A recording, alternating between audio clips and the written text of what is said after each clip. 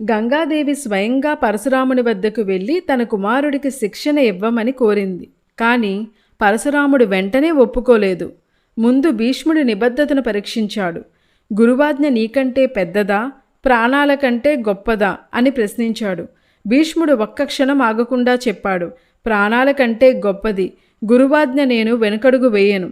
అదే క్షణం పరశురాముడు సంతోషపడి భీష్ముణ్ణి తన శిష్యుడిగా స్వీకరించాడు. గురుకుల అరణ్యంలో భీష్ముడు ధనుర్విద్య నేర్చుకుంటున్నాడు. పరశురామ మహర్షి కఠినంగా బోధిస్తుండగా శిష్యుడు అపార ఏకాగ్రతతో విల్లు ఎత్తిపెట్టుకున్నాడు. ధనుర్విద్య మాత్రమే కాదు, గదా విద్యలోనూ భీష్ముడు శ్రద్ధతో శిక్షణ పొందుతున్నాడు. గురువు ప్రతి కదలిక చూపిస్తే శిష్యుడు అదే నిబద్ధతతో అనుసరిస్తున్నాడు.